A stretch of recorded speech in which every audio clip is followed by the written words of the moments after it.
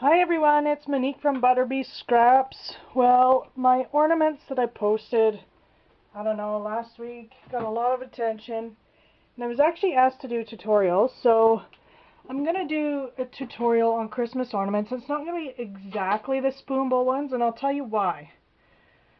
To make the spoon bowl base, I am literally in the garage, in my workshop, grinding, cutting, and using tools that most people don't have. So what I'm going to do is I'm going to use some of the products from ButterBeeScraps to show you how to make ornaments that are just as beautiful as these. So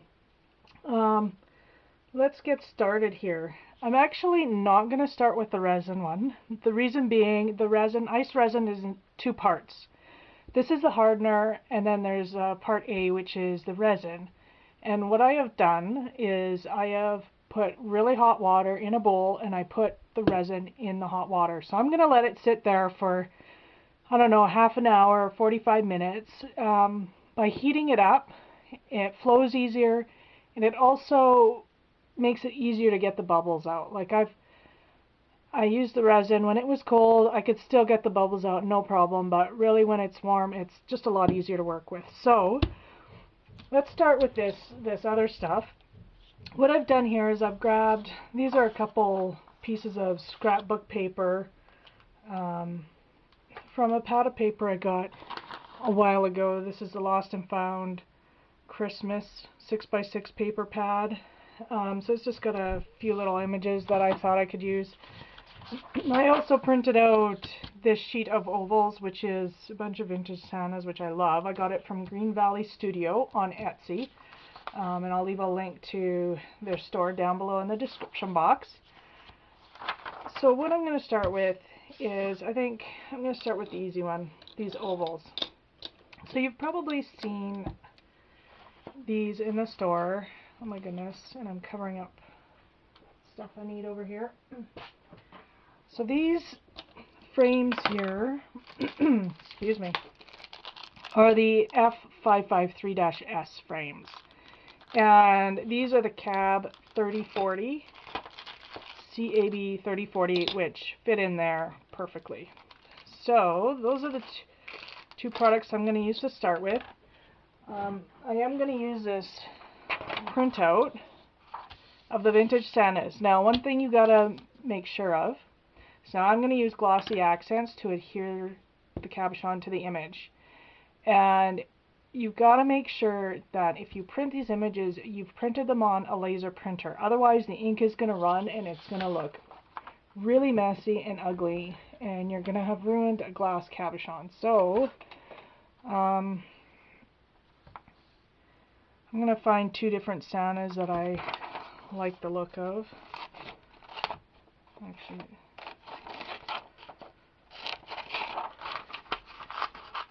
I'm going to go with that one.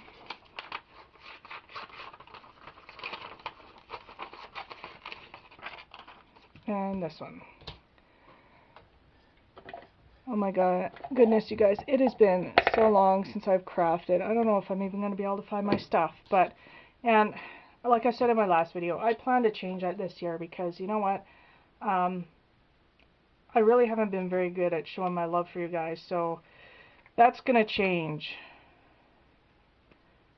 So I've got my glossy accents out, and basically what I do is I just load a bunch on the back of the cabochon. I'm sure you guys have done this before. Put her down, and I kind of rotate it around just to make sure to get the air bubbles out.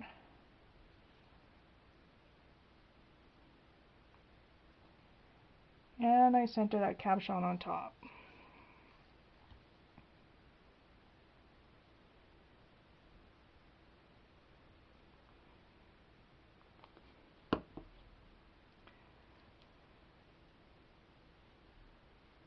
Now I hope this tutorial doesn't get too confusing because, of course, I can't cut this paper off until that glue dries. So, while those are drying, I'm going to make a rectangular one as well.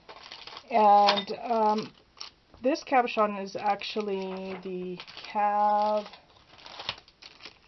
2448. And when I bought these, I had hoped that they would fit into these frames. This frame is, I can't find the, I just had it. Here it is. F418-S. And this comes in bronze as well. I had hoped that this would fit in here, but you know what? It's a little bit too big, which kind of sucks from that perspective, but there are many other things we can do with these separately. So I think what I'm going to do is I'm going to use part of the Santa and these ornaments for these two items here. I think what I'm going to do is, in this square frame, I'm going to use these ornaments. But before I glue this to the Santa, just as a guide,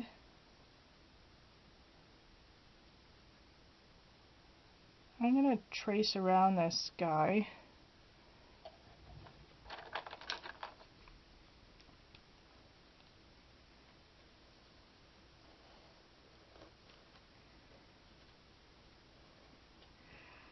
Just so I have some cut lines, approximate cut lines.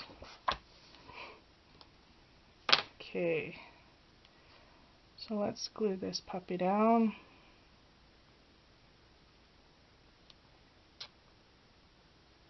You guys, in the slow parts, what I might do is just speed up the video, because I don't want you guys to get bored of listening to me yammer on about nothing. Oh, there's a bubble. There. Barely got it out. See, and that's already sticking. Whew. Got lucky there. This here is the plug for my... I just use the end of a price tag. I got that idea from Julie at the Paper Bag Lady, because she is quite brilliant. Okay, I'm still going to want to let those dry for a little bit, so I'm going to then cut this sucker out to fit in there.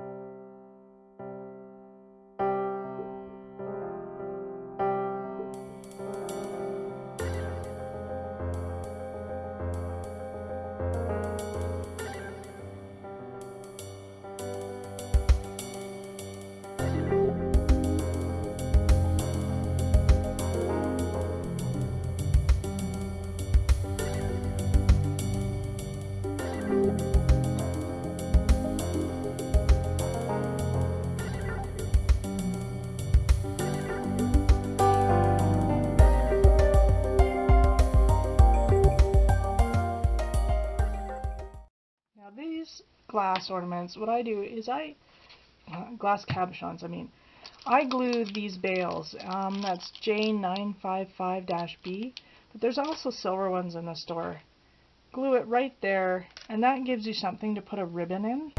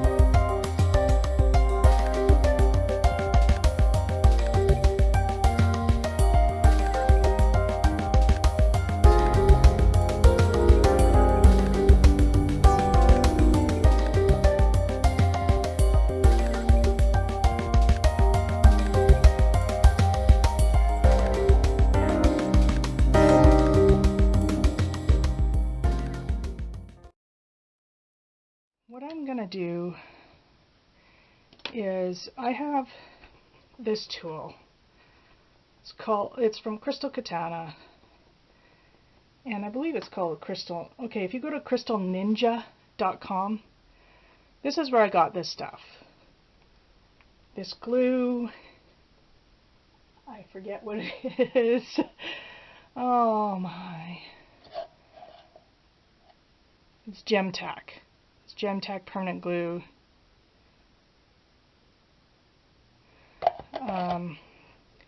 And you can buy these little bottles with this little metal tip, and it's even got this little metal pin that you put in the end. Fabulous. And because I haven't used this in a while, I just want to make sure the glue on top isn't watery. So this is amazing for getting small little dots on here. This Crystal Katana, just wait till you see it in action. It's amazing.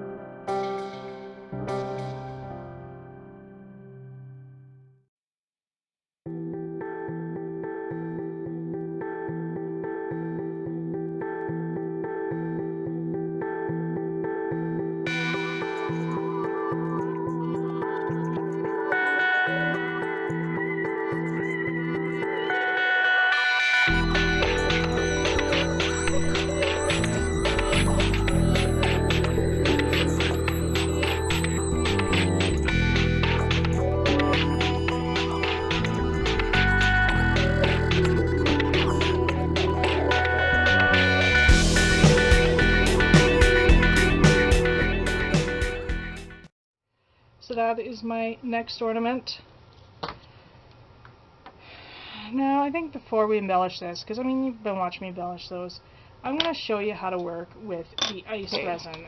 So if you get the 8-ounce package, you actually get these little cups and popsicle sticks. And on these cups there's measurements, which is great, because you have to mix this 1 to 1. Now I'm going to just go get the resin. Okay, so I'm not sure how warm this still is. It's been quite a while since I put it in the hot water, but it's better than room temperature. So I think I'm only going to make,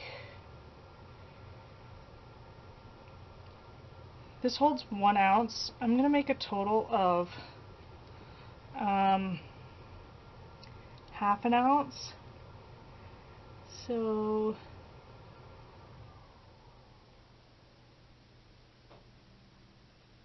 going up to the 1/4 ounce mark.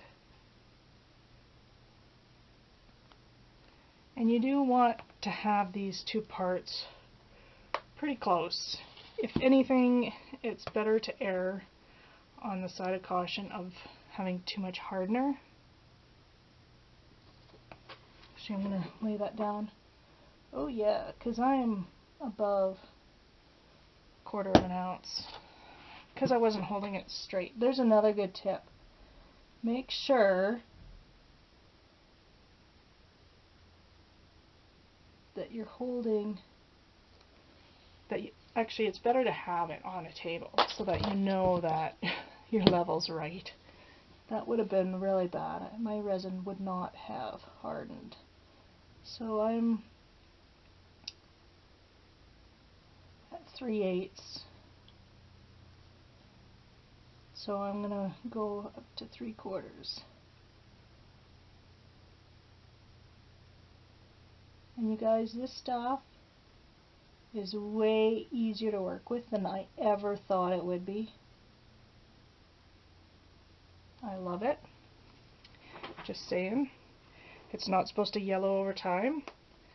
It does have a bit of a smell.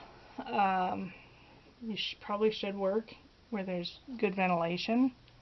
I'm not, but it's okay. I'll survive. So now I've got the two parts in there. You got to mix slowly. Don't act like an egg beater. And you can see, hopefully, that there's strings in there. So you just keep folding this. It takes a couple minutes.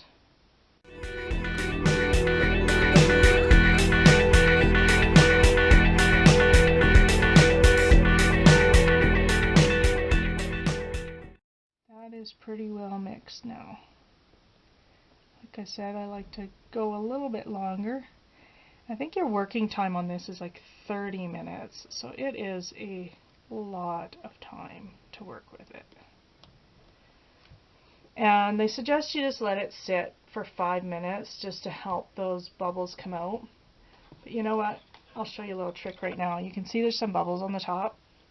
When you're doing your piece, you can either just huff on it, like, you know, hot breath, or see that hot air from a hot air gun, or what is this? Heat tool. And it just gets rid of those bubbles like crazy. I don't recommend you sit here and heat up the whole bucket of resin, but I am not going to wait 5 minutes because, well, I'm impatient and I'm filming. So I'm just going to fill this sucker with resin. So basically what I would do with my spoon bowls is I fill the bottom half, let it set overnight, oops, and then I adhere the image to the first layer of resin, and then I pour over top. And I just scoop using my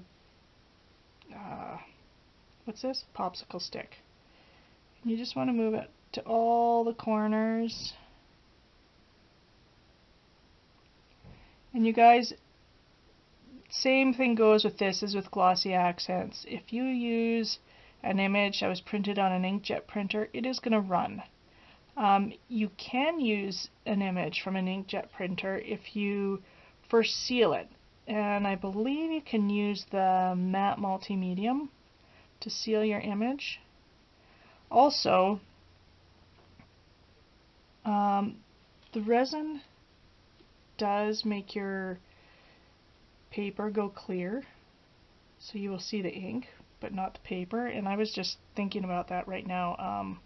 I use double-sided paper, but I'm hoping that the glossy accents kind of prevents that second image from coming through. I don't know if it will or not. You know, my desk does not look level because there's more resin at this end.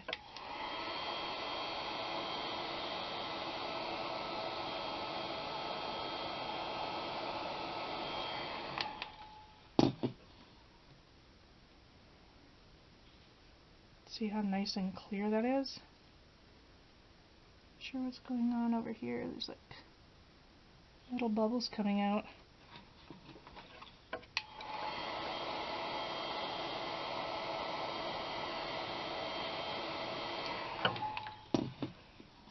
Okay, I don't want to mess with this too much because now it's kind of raised up a little bit on this end.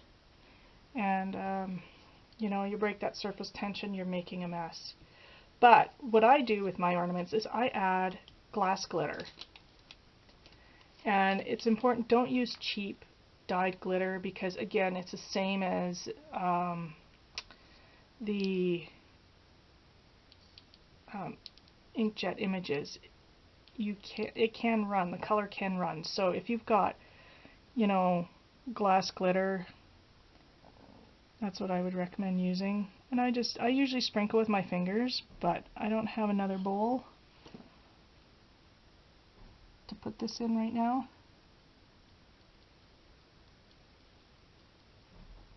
So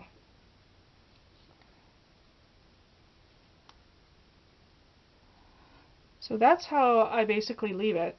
And I let it set overnight, and after it's set, I come back and I embellish, kind of like I did with these. I'll add rhinestones, sometimes I'll add the rhinestone chain, little tiny metal filigrees, and it really, really jazzes it up. Okay, now this guy, I really want to break out some filigrees. And the one I'm going to break out is, now in my original Christmas ornament video, I thought I had used this 006-G, and I didn't. It was an old bronze filigree, but it was a smaller version of this. So, why not grab one of these and show you how to make that other smaller piece. It's a little bit wide, but that's okay. We'll just curl it around. So basically, the piece that I used was like that. So I'm just going to use my Tim Holtz scissors, snip that off, snip that off. It's always a good idea to file the edges. This is just like a nail file. It's kind of a heavier duty one. Emery board will work. Normally I use needle files, but this is within reach. Now this set of needle files, I actually quite like them. And they were super cheap. I got them from Harbor Freight. So I'm pretty sure they were well under $10 for that set. And if you like working with metal, actually I'm using it backwards. You should always go away from you. That's the way the file is made to work. If you like to work with metal and you're adventurous and want to cut it and all sorts of stuff, I would recommend getting yourself a set of needle files because it really does help. See, like that's done now.